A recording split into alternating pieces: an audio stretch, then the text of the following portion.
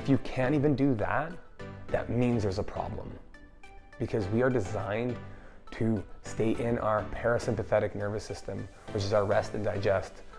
As humans, we experience a wide range of crazy emotions, and these emotions can come up during challenging times that seem to hit us out of nowhere. That's the purpose of this podcast, to teach you how to move through these difficult situations and harness these emotions that we feel to be able to create the life that you want. My name's Nathaniel Burke, and I'm the host of the Emotional Fitness Podcast. I hope you enjoy. Are you the type of person that starts something, has good intentions, and then can't seem to finish it or just quit because you didn't see the results right away? This happens a lot when doing any sort of coaching, specifically dealing with emotions. We are always, as a society, looking for the quick fix. That quick fix is so ingrained in us, especially now in today's age, that it becomes second nature to just find the easiest thing to get us out of pain, and find the easiest thing to help us not feel an emotion that we don't want to feel. Why does this happen? Well, there's a few reasons. I'd say it's a two-part answer. The first one being your limbic system. Your limbic system is designed, it's the oldest part of the brain, and that is where our freeze, fight, or flight is. And that part of the brain, when dealt with any stress, is going to find the easiest method or the path of least resistance to get us out of the way from that immediate pain, not thinking long term. That's first step, or first point. The second point there is that we've been conditioned, unfortunately, by big pharma to always be looking for that pill, that easy thing to help us feel good in this very moment. As we all know, those quick fixes have major repercussions, but for whatever reason, we continue to go back to it because it's easy. Right now, I can think of a list of diseases and issues that we have, that society has, that all can be fixed by something that takes long term and that takes a while to take an effect, but has massive benefits at the end. But most people don't do it. Think about anxiety, right? That's one there, exercise. Exercise helps anxiety. It's proven that it'll make you feel good. Releases serotonin, releases dopamine, all these things. Depression as well. Exercise can help with depression. But again, it's not easy right then and there. Diabetes, heart disease. I don't know the stats, but I bet you did, if you did the math on all that, there's a huge population right now that is suffering from one of those things, if not more. And what do? We don't go to the best for a year from now, 2 years approach. We go to the approach that helps us in this very moment. What takes away the pain right now? And unfortunately, that can have side effects. So what do people turn to? From my experience, the biggest thing I'm noticing, especially when it's dealing with emotions, is screens. It's huge right now. You're probably watching this on a screen right now or listening to this on your phone. If you don't think this is you, take a look at your screen time. Are you over 2 hours a day? If so, then yes, this is something that you're doing. We're using that screen to hide away how we're feeling or just divert to that in any area that we are feeling uncomfortable. It's socially acceptable now. When we're waiting in line, people can't even wait in line 5 minutes, and you're getting uncomfortable and feeling anxiety or stressed or whatever. What do? We pull out our phone and stare at our phone. You're in line for 2 or 3 minutes. We don't need to look at the phone. Drinking is huge, right? And even if you're not somebody that's drinking every night, or maybe not like a large amount, but even just a drink or two a night, that still has negative side effects. People look for adrenaline rushes. That's one way to deal with emotions, just pump myself up with adrenaline. People become passive aggressive and take it inwards and then try to hurt other people, right? You hurt other people passive aggressively with their words, with how they act.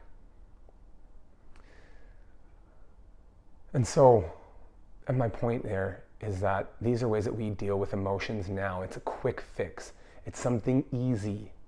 I can flip open my screen and be distracted by the fact that my boss just yelled at me, or I can quickly go on Instagram and scroll mindlessly because I'm feeling anxious. And guess what? Most of the time I feel anxious, more anxious after.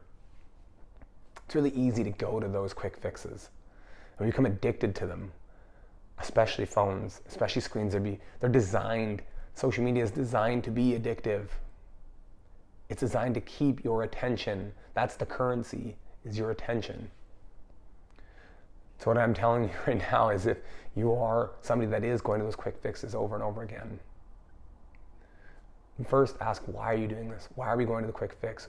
What emotions are you trying to move through or haven't moved through? Because when you don't move through those emotions, trapped emotions get louder. So we need to move through that. Not only do trapped emotions get louder, but those problems that we're having, let's say it's a bad boss or a partner or whatever is going on, maybe you're having problems with, you have family problems, or I got kids, sometimes that can be challenging. Those problems, they end up just getting bigger the longer we delay them. So yes, I can go to my screen, I can hide away from my kids, or I can hide away from whatever, or I can have a drink and just ignore that problem for now and just ignore that feeling of, that feeling of anxiety or pain or frustration or anger or sadness. I can ignore it. It's going to get bigger. And also, to add to that, sometimes when we do that, those problems not only do they get bigger, but other problems arise. Now I'm feeling anxious because of this scenario at work. Well, now I'm spending more time on my phone. Now I'm neglecting my wife, or neglecting my boyfriend, or my partner, my girlfriend, whoever it is. There's another problem now coming from this. Maybe your neglect is so big that now you're neglecting to do your job, and now it's costing you your performance. And then you start feeling bad because now you're not performing your best at work. And a lot of times, if you take note of this, even when we do go to those quick fixes, like I said, a phone or drinking, sometimes people do drugs, adrenaline rushes, they're just stuffing it and trapping it. Have you ever noticed that most of the time you don't actually feel good when you're done? And now I know some people might argue that, and so, well, I feel good after I've had 3 drinks in. You might. But if you really, truly, and I say this because I've been there, I've been so frustrated with my life that I just hid everything, used the phone and just hid behind the phone, or didn't want to address things, didn't want to address my relationship, tried to keep the kids at bay because it was too overwhelming to deal with. You don't feel good after. When you really take a moment, take 5 minutes, and just sit there with yourself. If you can't even do that, that means there's a problem. Because we are designed to stay in our parasympathetic nervous system, which is our rest and digest, also known as your feed and breathe system. We're meant to rest. We are meant to spend more of our time resting and not as much time in our fight or flight. Because when we're in our rest and digest, we have blood flow to our vital organs. We have blood flow to our digestive tract. We have blood flow to our reproductive organs. That's a really good thing. So what's the solution? Well, we know what not to do. What you need to do, or what I would suggest and what I recommend people doing and coach them through, is changing their time perspective. So they did a really great study, and Brian Tracy talks about this book. It's a wonderful book. When they looked at wealth from the ultra wealthy to the absolute poorest of the poor, so the Elon Musks of the world and Bill Gates and all those people, to homeless, let's just even say drug addicts. What was the one thing and they have a bunch of categories, I think they have 5 categories in between. They have low income, and the middle low, and low high, and all that kind of stuff. The one thing that separated the lowest of the low between anybody else was time perspective. So if you are an alcoholic or a drug addict, their time perspective, all they can think about is right now, in that next 5 minutes or hour, or a few hours of getting the next fix, getting the next drink, getting the next hit, whatever it is. So their time perspective is so short. When you look at the ultra wealthy on the extreme side, their time perspective is 5, 10, 20, sometimes a year, sometimes a generation in advance. That's how far they're thinking. So what does this have to do with emotionally fit? Well, if you were to do an activity now that would make you feel even slightly good, can you have that time perspective and think, if I did this small activity for the next year, how would it make me feel? How would I feel about myself? Maybe it's something as simple as just going for walks every day, 10-minute walk. How would I feel if I did that 10 years from now? Would I be pretty proud of myself? You probably would, because you stuck to something that gives you some confidence now. Would you be in physically better shape if you weren't walking at all or doing any physical activity? Yes, 100%. So the key there with dealing with these emotions is time perspective and taking on these habits. It's time perspective. Thinking 5, 10, or even just stop with a day, stop with an hour, start with a month in advance. If you were to do something for a month, how would it make you feel? Another great example here is, I always tell clients, is looking at, if you were to change your life by just 2%. So, for example, if you were going to go from, you can look outside right now wherever you are, if you were going to go from where you are right now to across the street and you were 2% off, would it make a big, and you were, let's say, going to go to the building across the street, but you're 2% off, would it make a big difference? No. So let's say you're going to go from your house, wherever you live, to the closest grocery store. And if you were 2% off, would it make a difference? Probably would. You might end up 2 or 3 buildings away, maybe even just one.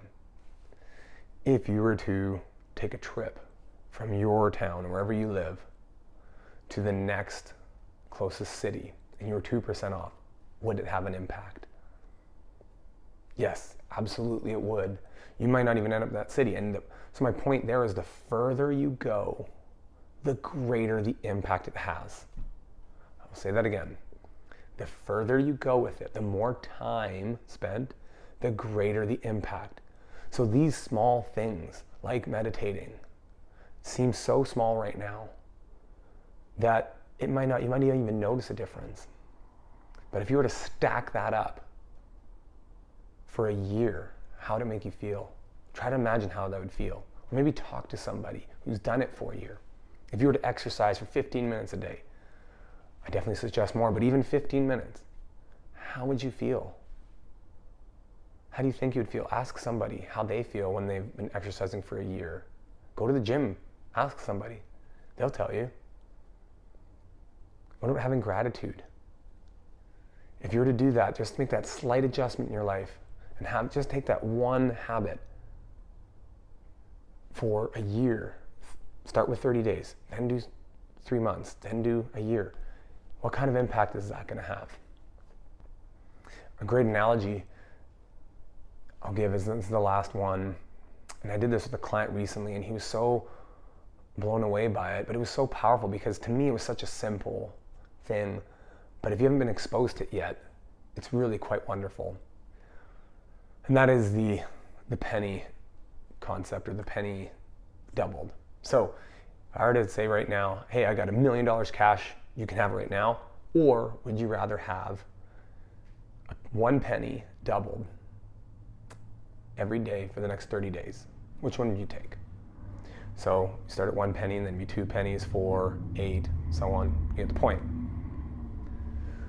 Well, if you said the $1 million, you would be missing out on $5 million. It's because when you take a penny and you double it every day for 30 days, the first 10 days you don't get far.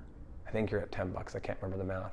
But I did this recently with this client, and we went through every day, and every 5 days I would ask him, would you still take $1 million? Yes, yes. At 10 days, you still take it. At 15 days, I think you're at 150 or whatever it is. At 20 days, getting a little closer, but still you're only at 10,000 or 15,000 or whatever it is. It wasn't until day 25 that he went, well, I don't know now. And then I think by then you're at 100,000, let's say. I can't remember, I could be off. But it wasn't until day 28, 29, 30, boom, all of a sudden you're getting these massive effects, these massive benefits. But you have to see it all the way through. And that's my message here, really, is see it all the way through. Stop looking for this quick fix, because yes, there is quick fixes out there, yes.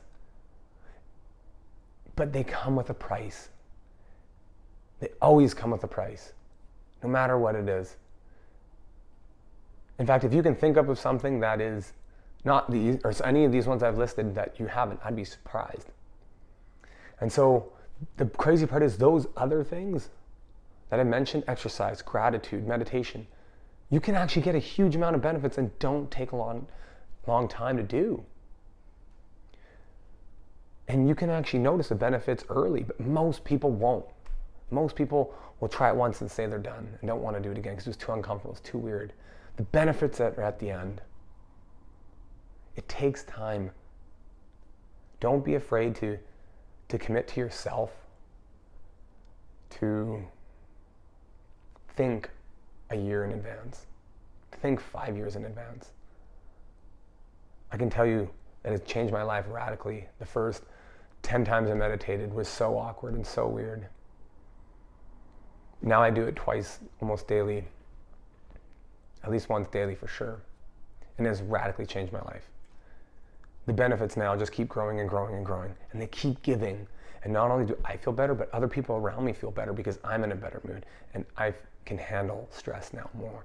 I can handle the pressures of life when I'm starting new ventures or having difficult situations. I can handle it so much better. So other people around me benefit. The last thing I want to talk to you quickly about with this topic is, make sure I pronounce this right, is forest bathing. It is such a great technique. The Japanese pronounce it Shinrin-yoku. Hopefully I'm saying that right. It's forest bathing. It's literally taking 10, 15, 20 minutes to go in a forest, go in a park with a lot of trees and a lot of greenery, and just keep your phone in the car or keep it away from you on silent, shut it off completely, and just sit there and just breathe and listen and feel 10, 15, 20 minutes. It's a wonderful experience. I promise you, you feel way better after. And why not get back into nature? Because we are a part of nature. So hopefully you have gained something from this, and hopefully my metaphors and examples there on the compound effect really hit home for you. And more importantly, looking at where in your life do you adopt that quick fix mentality, and is it actually working for you? Because if you were truly successful with it, you probably wouldn't be listening. Or you might not feel the way you do about it. So if you're feeling a certain way about any area, maybe it's a relationship, maybe it's work, maybe it's with your family, your kids, maybe just yourself emotionally, take stock of where you are right now and see if you're applying that quick fix. And if so, what can you do to adjust that? And can I change things? Can I spend less time on my screen? Can I drink less? Can I start exercising more? Lastly, if you are somebody that is feeling certain feelings you don't want to feel, or rather that you just find or struggle with constantly, feeling shame, feeling guilt, anxiety, stress, anytime something comes up at work, you're emotionally overwhelmed, I would encourage you to reach out, because I'm now offering the Emotional Fitness course. I'm super excited for this program because I've been building it for over a year. This program will change the way you do your life, and more importantly, change the way you feel about yourself, and help you to navigate negative emotions and start to move and feel more of the positive emotions you want to have. I'll teach you tools and habits that will help you grow and learn and expand you, along with coaching that'll help you think differently and move differently and think about how you think differently. We'll even challenge your beliefs and your mindset and some of the social constructs you may have put in place. I'm super excited for this course. So you can reach out to lifepurposely.ca. It'll be available next week. I'm super excited for this. So thank you again for listening, and I'll catch you on the next episode.